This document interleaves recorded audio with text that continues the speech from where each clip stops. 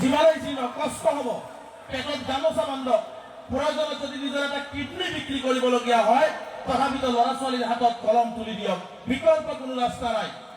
আমি ইছলাম ধৰ্মত বিশ্বাস কৰোঁ, আমি মুছলমান, আমি কোৰআনত বিশ্বাস কৰোঁ। কোৰআনৰ প্ৰথম শব্দতে লিখা আছে ইকৰা, পঢ়া, পঢ়িব লাগিব, মানুহ হ'ব লাগিব, প্ৰয়োজনত আমি চীন দেশলৈ যাব লাগিব। আমি ইছলাম ধৰ্মৰ মানুহ, আমি কোৰআন বিশ্বাস কৰোঁ আৰু আমি আমাৰ ল'ৰা ছোৱালীক আমি প্ৰথম শব্দটো আমোল কৰিব নোৱাৰোঁ। আমাৰ ওপৰত গজব নাহি বেলেগৰ ওপৰত গজব আহিব নেকি?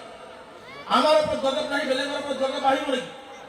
আজি আমাৰ এই লাইটৰ পোহৰ জেনেৰেটৰ অফ কৰি দিলে শেষ হৈ যাব, কিন্তু আপোনাৰ অন্তৰত যদি শিক্ষাৰ পোহৰ থাকে, আপুনি পৃথিৱীত নাথাকিলেও এই তাবাতালি অঞ্চলত আপোনাৰ নাম কিয়ামতৰ দিনাখনলৈকে তাবাতালি অঞ্চলত থাকি যাব। কাৰণ এটাই, আপোনাৰ ভিতৰত শিক্ষাৰ পোহৰ আছে, শিক্ষাৰ জ্ঞান আছে।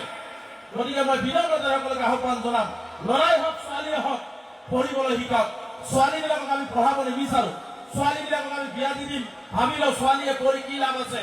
কিন্তু এটা কথা মনত ৰাখিব, এজন পুৰুষৰ হাতত যদি এজন মহিলাৰ হাত নাথাকে, সেই পুৰুষ কেতিয়াও আগুৱাই যাব নোৱাৰে, সেই সংসাৰ কেতিয়াও আগুৱাই যাব নোৱাৰে। গতিকে আমি মাতৃসকলক, আমাৰ ছোৱালীসকলক, আমাৰ ভনীসকলকো আমি শিক্ষাৰে শিক্ষিত কৰিব লাগিব। আমি শিক্ষাৰে শিক্ষিত কৰিলে এজনৰ হাতৰ ওপৰত থাকিলেহে এটা সংসাৰ আগবাঢ়িব, এটা সমাজ আগবাঢ়িব।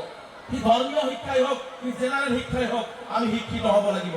আজি বহু মানুহ আছে, বিভিন্ন সভা সমিতি আছে, নিজৰ নিজৰ কথা ক'ব, কিন্তু মই এটাই কথা ক'ম, পৃথিৱীত যদি মেৰুদণ্ডকণকে জীয়াই থাকিব লাগে, কাৰণ গোলামৰ পৰা মুক্তি পাই যদি জীয়াই থাকিব লাগে, আমি কলমৰ যুদ্ধ কৰিব লাগিব। আমি কলমৰ যুদ্ধৰে আমি বিশ্ব জয় কৰিব লাগিব। এই কলমৰ যুদ্ধৰে আমি বিশ্ব জয় কৰিব লাগিব। আপোনালোকে জানে যে হিমন্ত বিশ্ব শৰ্মা ডাঙৰীয়াই কি ধৰণে অন্যায়ভাৱে অসমৰ ধৰ্মীয় সংখ্যালঘুসকলক, অসমৰ মিস্ত্ৰী শিক্ষিত জাতিক যি ধৰণে অন্যায় অত্যাচাৰ কৰে, তাৰ জবাব আমি কলমৰ জৰিয়তে দিব লাগিব। তাৰ জবাব শিৱসাগৰ ডিচি হৈ দিব লাগিব, তাৰ জবাব ধুবুৰী ডিচি হৈ দিব লাগিব, তাৰ জবাব বঙাইগাঁও ডিচি হৈ আমাৰ ল'ৰা ছোৱালীয়ে দিব লাগিব। এই সংকল্প আমি প্ৰত্যেকৰ ল'ৰা ছোৱালী ল'ব লাগিব।